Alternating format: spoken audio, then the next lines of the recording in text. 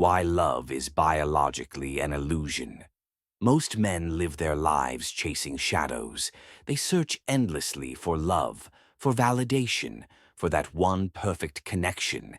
And yet, again and again, they find themselves broken, abandoned, or betrayed. But what if I told you that this isn't an accident? That the story we've been told about love, the fairy tales, the soulmates, the promises of happily ever after, is a carefully engineered illusion, not by society, not by Hollywood, but by nature itself. If this video stirred something in you, help us keep creating by tapping like, subscribing, and ringing the bell so you never miss what comes next. 200 years ago, a philosopher named Arthur Schopenhauer uncovered a truth so raw, so unsettling, that most men still refuse to accept it. He believed love was not a spiritual bond, not destiny, not even romance.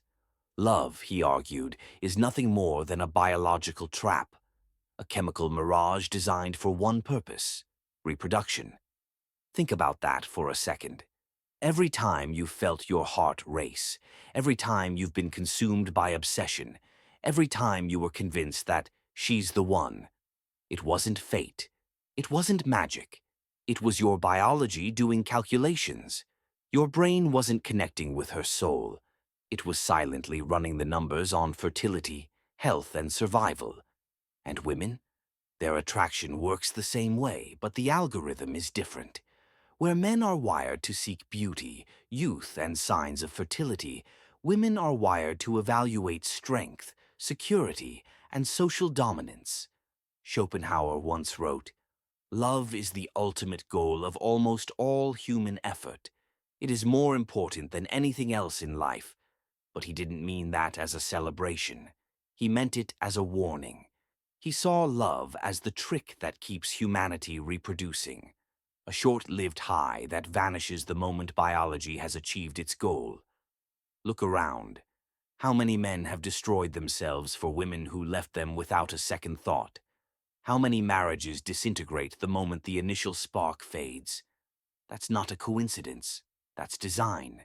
Nature isn't concerned with fairness or loyalty.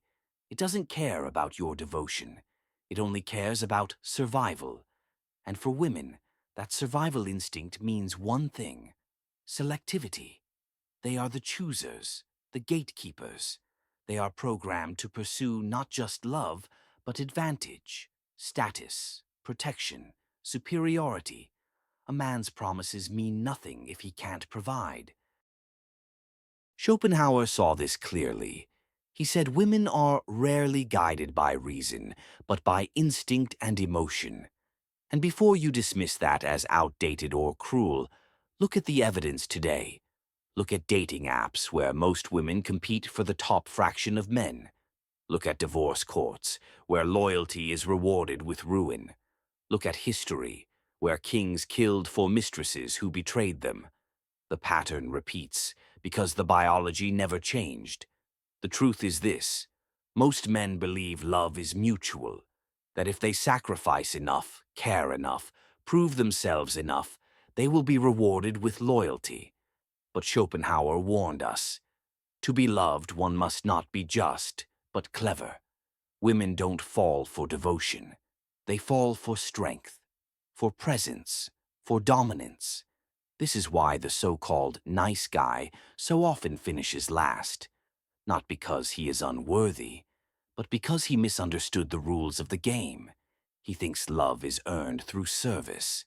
But women, guided by instinct, are drawn to men who don't need to serve, men who already stand at the center of their own lives.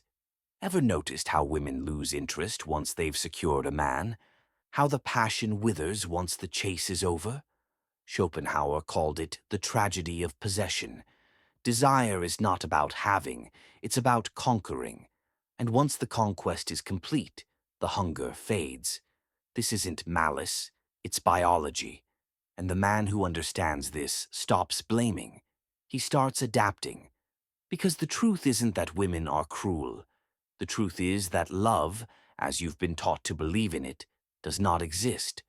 What exists is an ancient negotiation, a trade of beauty and status, fertility and security, attraction and advantage.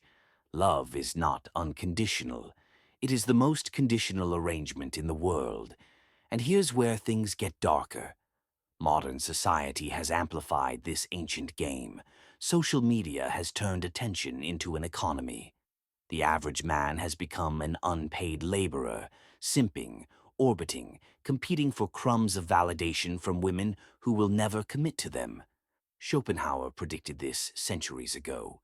He said women are like children all their lives, guided not by logic but by instincts, fine-tuned for survival.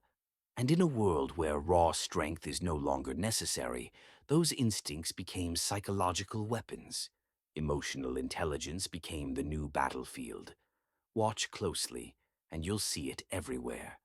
The compliance test. Does he rearrange his life for me? The frame test. Will he hold his ground or will he fold under my emotions? The investment test. Will he chase more than I chase him? Most men fail these without even knowing they're being tested. Schopenhauer called it the tyranny of the weak, the ability to control stronger adversaries by wielding perceived vulnerability. A woman's tears, silence, or affection withheld, all of it can be a tool of control, not out of cruelty but out of necessity. In a world where they couldn't fight with fists, they learned to fight with influence. And here's the brutal reality. The man who makes a woman his purpose is the man she stops respecting. Women are most drawn to men who don't need them. The moment you orbit her, pedestalize her, or beg for her loyalty, you've already lost. But here's the twist. The lesson is not to hate women. It's to stop lying to yourself. The chains you feel are not hers. They are yours. Schopenhauer's most liberating truth was this. Happiness does not come from others.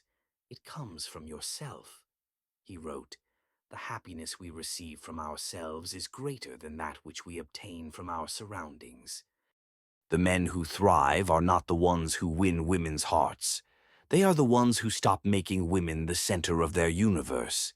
They channel their obsession into mastery, into purpose, into building a life so compelling that female attention becomes an afterthought. History's greatest men weren't chasing love. They were building empires, writing masterpieces, leading revolutions. They weren't distracted by illusions. They were consumed by creation. Schopenhauer offered 3 pillars for unshakable masculinity. Economic sovereignty, because the man who owns his time and money cannot be controlled. Philosophical depth, because the man who thinks critically cannot be deceived by illusions. And physical mastery, because strength of body builds strength of will. And perhaps his most haunting reminder, the safest way of not being very miserable is not to expect to be very happy. That's not despair. That's armor. The man who stops expecting love, fairness, or eternal devotion is the man who suddenly finds them chasing him. Because here's the paradox. The less you need, the more you attract. The moment you stop begging to be chosen, you become the one who chooses. The battle between men and women isn't personal. It's biological theater, written long before any of us were born. You cannot change the script, but you can choose your role. Schopenhauer's final warning echoes across the centuries. We forfeit 3/4 of ourselves in order to be like other people. So the question is not, will you find love? The question is, will you live enslaved to the illusion?